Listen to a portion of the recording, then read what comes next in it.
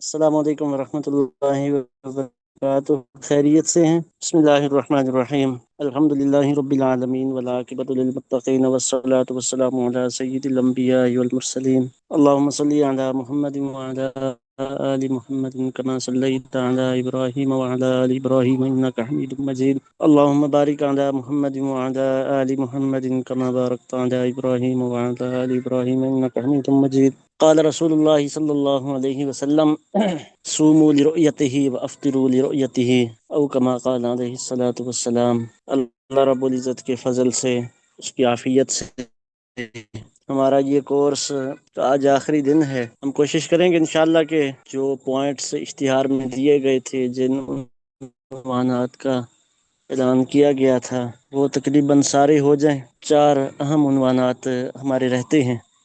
کل کوشش تھی کہ رؤیت ہلال کا جو مسئلہ ہے وہ ہو جائے، لیکن باوجود کوشش اور خواہش کے تو ان کے مد نظر وہ نہیں ہو سکا۔ تو جتنی تفصیل سے ہونا چاہیے اس کے لیے مستقل الگ سے ایک کورس درکار ہے، لیکن ہمارے پاس اتنا فی الحال آج کے سبق میں ٹائم نہیں ہے، اس لیے ہم کوشش کریں گے کہ اس کی جو چیدہ 1-2 باتیں ہیں وہ آپ کے سامنے آ جائیں۔ رؤیت ہلال کا مطلب ہے چاند دیکھنا۔ ہمارا چونکہ ہجری کیلنڈر، اس کا جو دار و مدار ہے وہ چاند کی رؤیت پر ہے۔ اس کے مہینے کا آغاز بھی چاند دیکھنے سے ہوتا ہے، سال کا آغاز بھی چاند دیکھنے سے ہوتا ہے۔ اس لیے چاند کے متعلق، اس کو دیکھنے کے متعلق، اس کی رؤیت کے متعلق شریعت نے کیا کیا اصول و ضوابط بیان فرمائے ہیں، مختصر طور پر ہم ان کا تذکرہ کرتے ہیں۔ مزید اگر زندگی رہی تو کسی موقع پر انشاءاللہ مستقل الگ سے ایک کورس اس کا رکھ دیا جائے گا رؤیت ہلال کے اوپر۔ میں نے آپ کے سامنے حدیث مبارکہ پڑھی، حضور اکرم صلی اللہ علیہ وسلم نے ارشاد فرمایا صوموا لرؤیتہ وافطروا لرؤیتہ، کہ روزہ رکھو چاند دیکھ کر، اور جو روزے چھوڑو یعنی رمضان المبارک کا اختتام کرو وہ بھی چاند دیکھ کر۔ یہ حدیث صحیحین سمیت یعنی بخاری مسلم سمیت بہت ساری حدیث کی دیگر کتب میں موجود ہے۔ چاند کے اصول و ضوابط سے متعلق، رؤیت ہلال کے قوانین کے متعلق، شرعی اصولوں کے متعلق یہ حدیث ماخذ اور سند کی حیثیت رکھتی ہے کہ شریعت کا جو بھی معاملہ ہوگا، جس طرح کا بھی ہوگا، اس متعلق یعنی ہجری کیلنڈر سے متعلق، تقویم سے متعلق، تو اس کا جو مدار ہوگا وہ رؤیت ہلال کے اوپر ہی ہوگا، چاند کے اوپر ہی ہوگا۔ یہ جدید دور کی جتنی بھی مشینیں ہیں، جدید دور کے ٹیلیسکوپس دیکھ لیں، جدید دور تک دیکھنے والی جتنی بھی مشینوں کو دیکھا جائے تو ان کی حیثیت ثانوی ہے، بنیادی نہیں ہے۔ فقہائے کرام نے فقہ کی کتابوں میں واضح تصریح کی ہے کہ چاند دیکھنے کا جو بھی فیصلہ کیا جائے گا اس کا دار و مدار رؤیت پر ہی ہوگا، کسی فرد کے دیکھنے پر ہی ہوگا۔ مشین پر 100% اعتبار نہیں کیا جائے گا، چاہے اس مشین کا تعلق ٹیلیسکوپ سے ہو، چاہے اس مشین کا تعلق کسی اور چیز سے ہو۔ آدھا منٹ صبر فرمائے، میں دوبارہ بات شروع کرتا ہوں، صرف آدھا منٹ۔ السلام علیکم ورحمۃ اللہ۔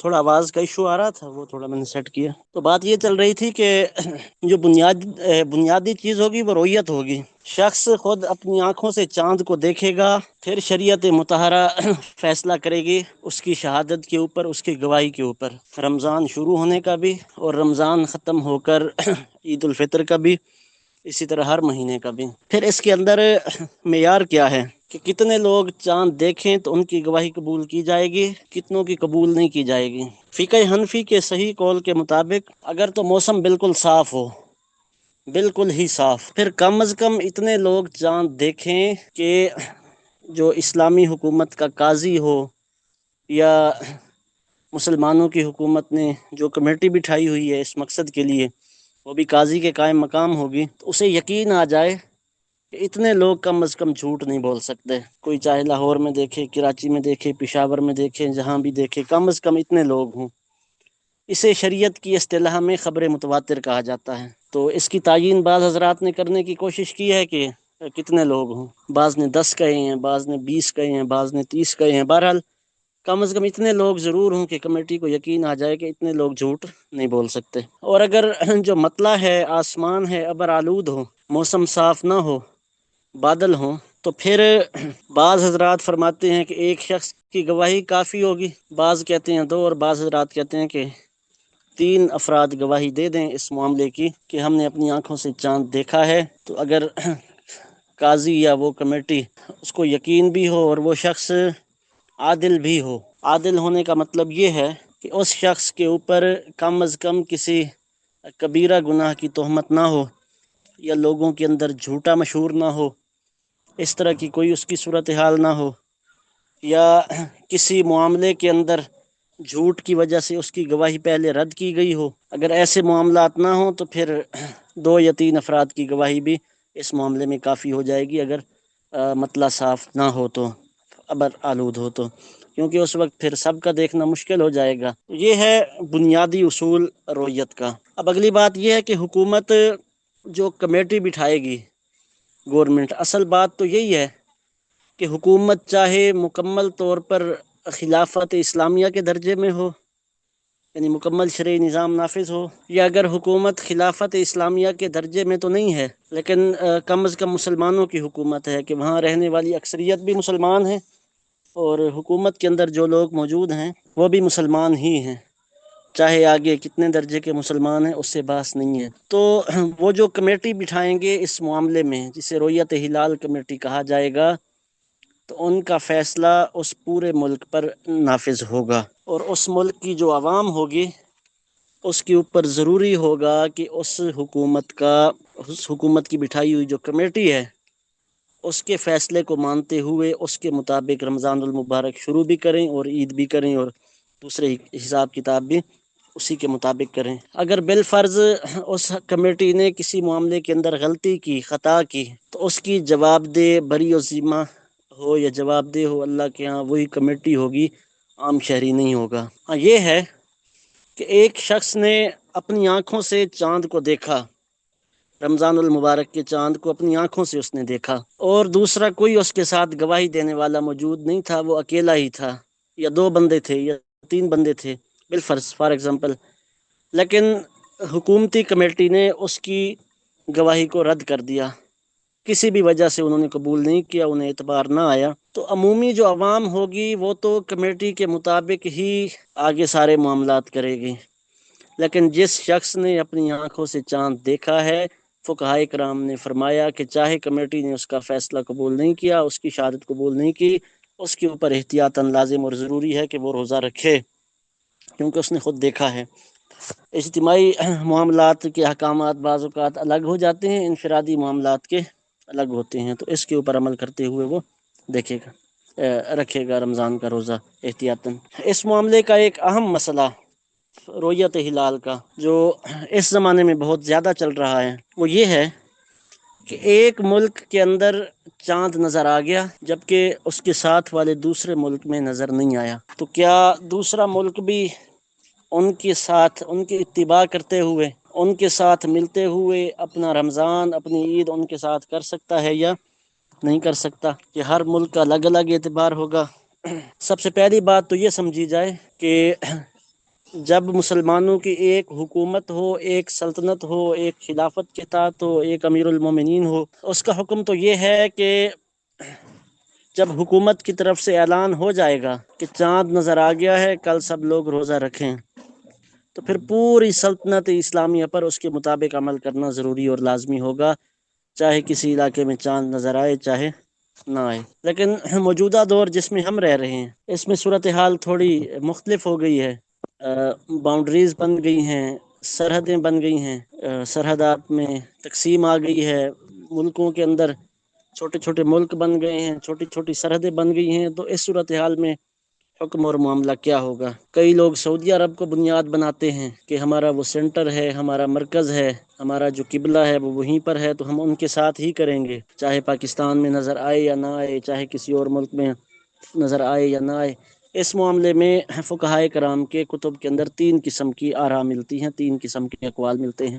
احناف کا جو راجع اور قدیمی قول، اسی طرح کچھ دوسرے فقہا کا بھی یہی ہے کہ اس صورت میں بھی جب ایک جگہ چاند نظر آ جائے تو ملکوں کا اختلاف، ملکوں کی سرحدات کا کوئی اعتبار نہیں ہے، دوسرے ملکوں کے لوگ بھی اسی کے مطابق روزہ بھی رکھ سکتے ہیں اور عید بھی کر سکتے ہیں۔ احناف کے کچھ دوسرے فقہا، امام شافعی وغیرہ، یہ ان حضرات کا ایک قول یہ ہے دوسرے نمبر والا کہ نہیں، ملکوں کا اعتبار ہوگا۔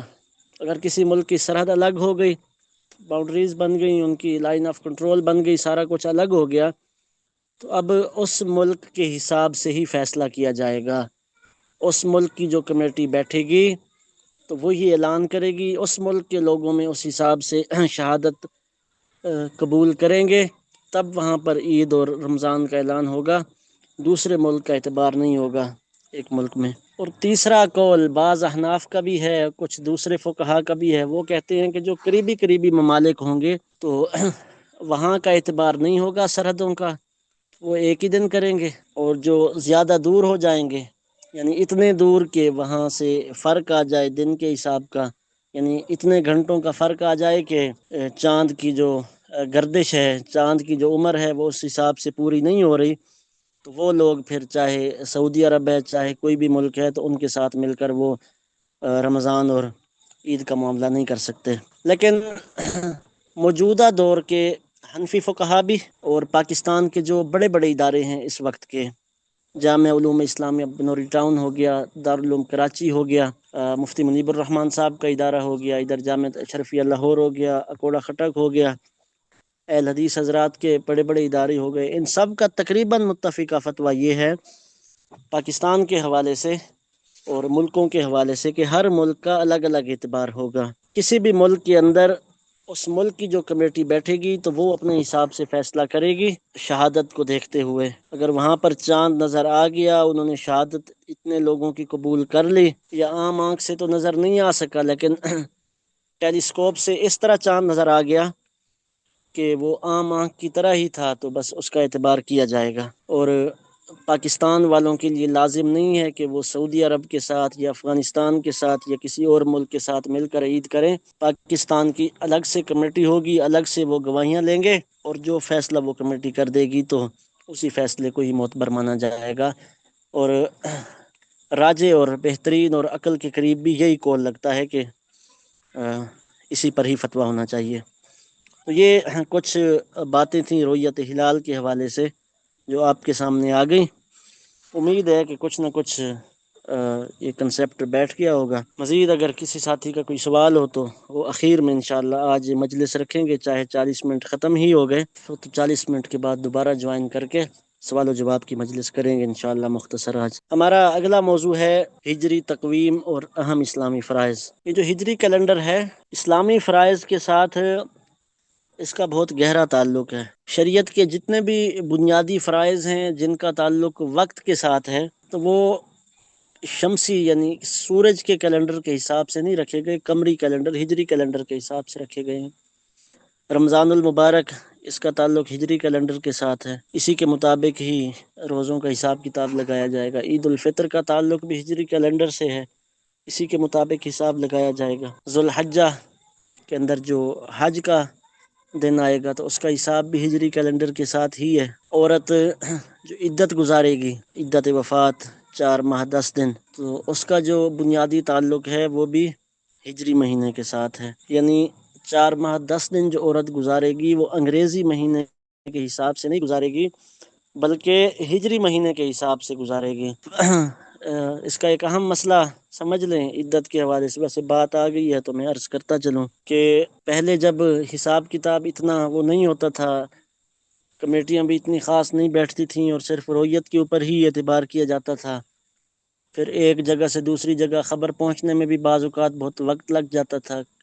ہم نے اپنے بڑوں سے سنا ہے کہ کئی موقعوں کے اوپر انہوں نے 30واں روزہ توڑا اگلے دن، یعنی ان کو 8-9 بجے کسی نے خبر دی کہ رات چاند نظر آ گیا تھا، ریڈیو پر اعلان ہو گیا تھا، انہوں نے روزہ توڑ کے اسی وقت 8-9 بجے عید پڑی۔ تو ایسے حالات، لیکن ابھی ایسا نہیں ہے، ادھر کمیٹی کا اعلان ہوتا ہے، ادھر لائیو چل رہا ہوتا ہے، ہر بندہ اپنے ہاتھ میں موبائل تھامے ہوئے دیکھ رہا ہوتا ہے۔ تو عدت کے حوالے سے یہ ہے، اگر تو عورت کی عدت شروع ہو رہی ہے یکم سے ہی، پھر مہینے کے اعتبار سے عورت عدت گزارے گی، مہینے کے اعتبار سے، یعنی 4 مہینے پورے ہو جائیں گے، وہ مہینہ چاہے پھر 29 کا ہو یا 30 کا ہو، اور پھر اگلے 10 دن گزار کے 10 کو اس کی عدت ختم ہو جائے گی۔ لیکن اگر اس کی عدت شروع ہو درمیان سے، 15 تاریخ سے، 16 سے، 20 سے، 22 سے، تو پھر فقہائے کرام فرماتے ہیں کہ احتیاطاً عورت 130 دن عدت گزارے گی، پورے 130 دن، چاہے پھر مہینہ 29 کا ہو چاہے 30 کا ہو۔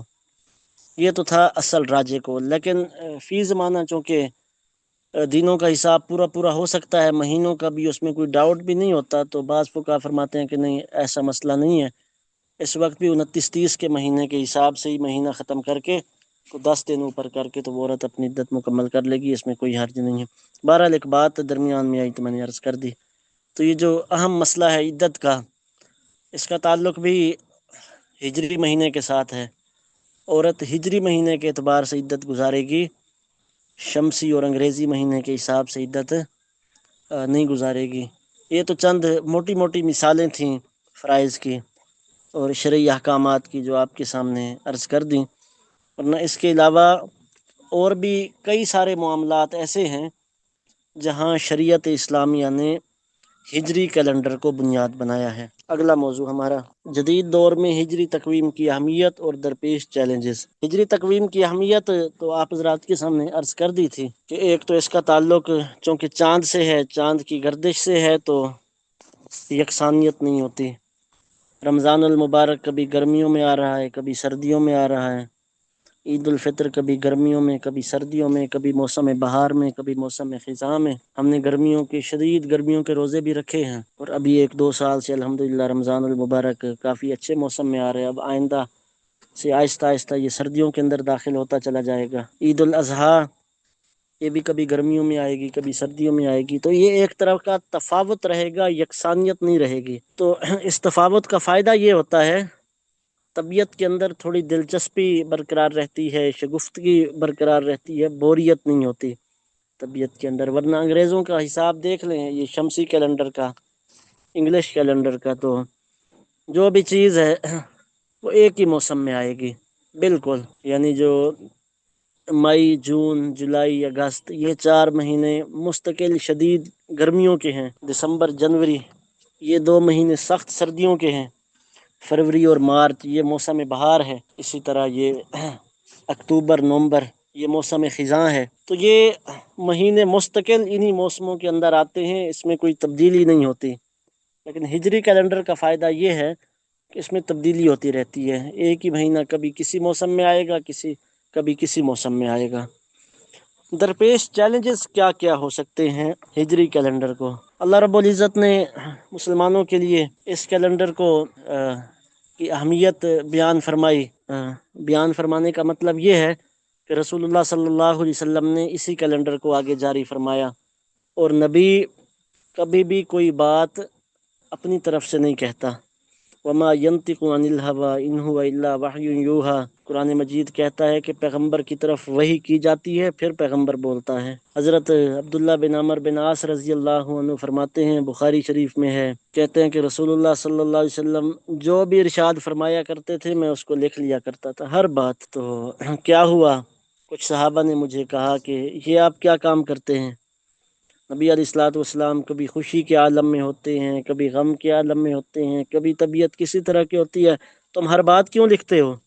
ہر بات مت لکھا کرو۔ تو کہتے ہیں کہ میں نے لکھنا چھوڑ دیا۔ کچھ دن نبی علیہ الصلوۃ والسلام نے دیکھا کہ میں لکھ نہیں رہا، تو اللہ کے رسول صلی اللہ علیہ وسلم نے مجھ سے پوچھ لیا کہ عبداللہ لکھتے کیوں نہیں ہو؟ پہلے تو تم لکھتے تھے۔ تو وہ کہنے لگے، یا رسول اللہ، مجھے فلاں فلاں صحابی نے روکا ہے کہ نبی علیہ السلام کبھی کسی حالت میں ہوتے ہیں، کبھی کسی حالت میں ہوتے ہیں، تم ہر بات ہی لکھنا شروع کر دیتے ہو۔ نبی علیہ الصلوۃ والسلام نے اپنی زبان مبارک کو پکڑا اور ارشاد فرمایا، والذی نفسی بیدہ، قسم اس ذات کی جس کے قبضے میں میری جان ہے، لا یخرج منہ الا الحق، میری اس زبان سے حق کے سوا کچھ نہیں نکلتا۔ چاہے میری جو حالت مرضی ہو، میں خوشی کے عالم میں ہوں، میں غمی کے عالم میں ہوں، میں کسی بھی طرح کی کیفیت میں ہوں، تو حق ہی نکلے گا، تم ہر بات لکھ لیا کرو۔ تو اس دور میں ہجری کیلنڈر کو جو سب سے بڑا چیلنج درپیش ہے وہ یہ ہے کہ خود اہل اسلام کی زندگیوں سے خود مسلمانوں کی زندگیوں سے اس کیلنڈر کی، اس تقویم کی اہمیت بالکل نکلتی چلی جا رہی ہے۔ فقہائے کرام نے لکھا ہے کہ ہجری کیلنڈر کو منظم رکھنا، اس کو جاری رکھنا، یہ مسلمانوں کے اوپر فرض کفایہ ہے۔ یعنی اتنے لوگ اس کو اہمیت کے ساتھ اپنی زندگیوں میں رکھیں کہ یہ کیلنڈر بآسانی زمانے کے حساب سے بالکل اچھے طریقے سے چلتا رہے، تو یہ مسلمانوں کے اوپر فرض کفایہ ہے۔ یہ فرض کفایہ تو الحمدللہ ادا ہو رہا ہے، لیکن بہت سارے لوگ اس کیلنڈر کی اہمیت کو یا تو سمجھتے نہیں، یا انگریزی تہذیب کی مرعوبیت ذہنوں کے اوپر اتنی زیادہ چھا گئی ہے کہ ہر معاملے میں انگریزی کیلنڈر کو ہی فوقیت دی جاتی ہے، اسی کو اہمیت دی جاتی ہے۔ بعض جگہوں پر تو یہ کوشش بھی ہوئی تھی کچھ عرصہ پہلے کہ جس طرح انگریزی کیلنڈر بالکل مرتب ہے اگلے 10,000 سالوں کے لیے بھی، کہ وہ اسی ترتیب سے چلے گا، تو اسی طرح قمری کیلنڈر کو بھی مرتب کر دیا جائے۔ حالانکہ ایسا نہیں ہو سکتا۔ انگریزی کیلنڈر کے تو مہینے مرتب ہیں کہ فلاں مہینہ 30 کا ہوگا، فلاں 31 کا ہوگا، فروری 28 کا ہوگا، ہر 4 سال کے بعد فروری 29 کا آتا ہے جس کو لیپ کا سال کہا جاتا ہے، اس کا تو مقرر ہے کیونکہ سورج کی گردش متعین ہے، جبکہ چاند کی گردش متعین نہیں ہے بالکل بھی۔ یہ ہر مہینے کا الگ سے حساب ہوتا ہے۔ تو یہ کیلنڈر مرتب کرنے کا مطلب خواہ مخواہ کی ٹینشن اور پریشانی کے سوا اور کچھ بھی نہیں ہے۔ تو اس لیے کم از کم اہل اسلام جو اپنے آپ کو اسلام کا نمائندہ کہتے ہیں، اسلام کا حمایت کہتے ہیں، تو کم از کم اپنی زندگیوں میں اس کی اہمیت ضرور ہونی چاہیے۔ ہمارا زندگی کا کوئی بھی ارادہ ہو، کوئی بھی زندگی کی ترتیب ہو، منظم ہو رہی ہو، اس کا جو ہم حساب رکھیں وہ ہجری کیلنڈر کے حساب سے رکھیں، اسلامی کیلنڈر کے حساب سے رکھیں۔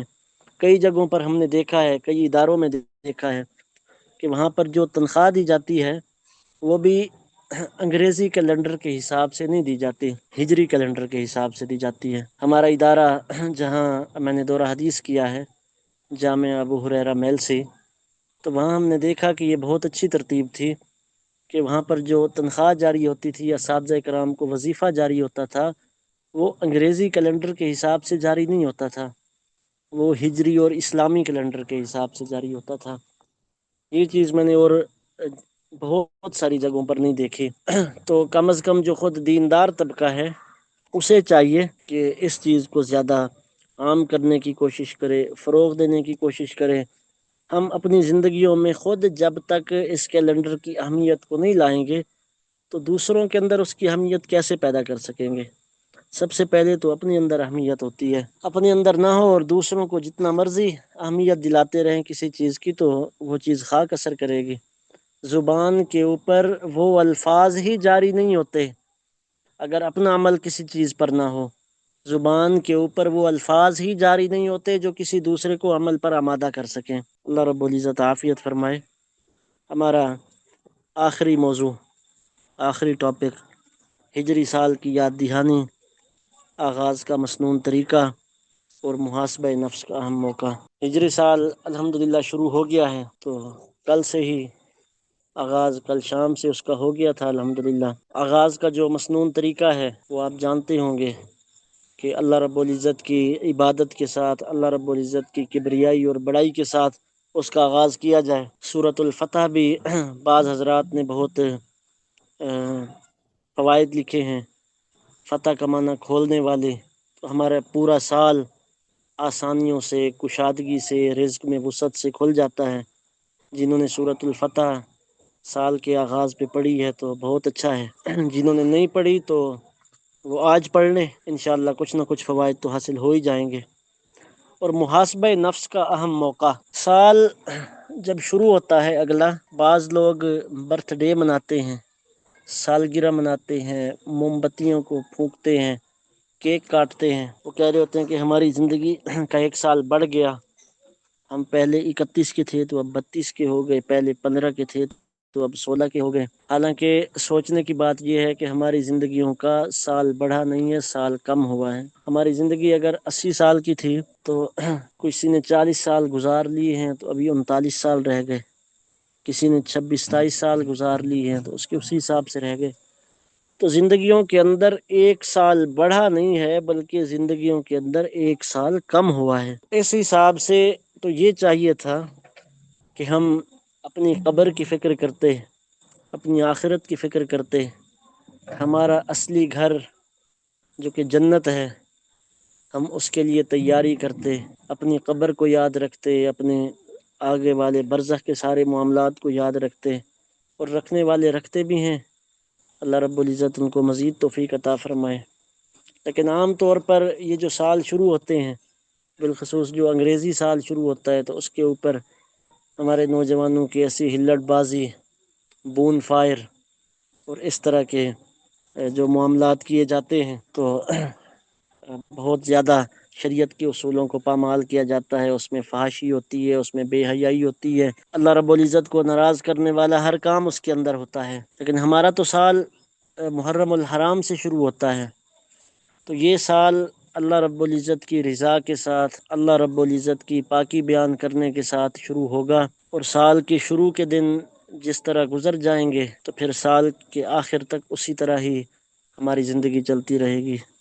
دکانداروں کے ہاں وہ ایک چیز مشہور ہے، وہ کہتے ہیں کہ صبح کا جو پہلا گاہک ہوتا ہے وہ جس حساب کا آ جائے تو سارا دن دکان اسی حساب سے ہی چلتی رہتی ہے۔ تو ابھی بھی بہت سارے لوگوں کو دیکھا ہے ہم نے، بالخصوص دیہاتوں میں، کہ صبح کے پہلے گاہک کو ادھار نہیں دیتے، کہتے ہیں کہ پہلا گاہک ہے تو اگر اس کو ادھار دے دی تو سارا دن ادھار ہی چلتی رہے گی ہماری دکان۔ تو ہم بھی اپنا جو سال کی ابتدا ہے، آغاز ہے، اس کو بھی اللہ رب العزت کی عبادت کے ساتھ، گناہوں پر استغفار کے ساتھ گزاریں، نیکیوں پر شکر کرتے ہوئے، گناہوں پر ندامت کا اظہار کرتے ہوئے ہم اس سال کو گزاریں۔ انشاءاللہ ہمارا یہ جو سال ہوگا بہت نیکی کے ساتھ، بہت عافیت کے ساتھ گزرے گا۔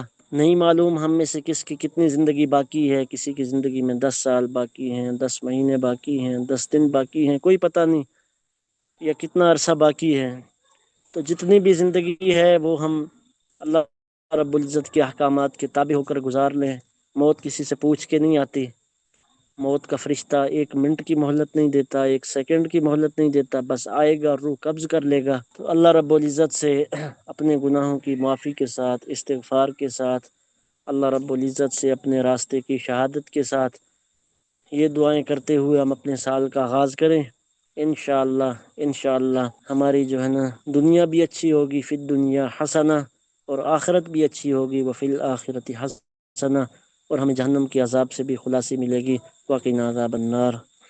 سبحانک اللہم وبحمدک، اشہد ان لا الہ الا انت، استغفرک واتوب الیک۔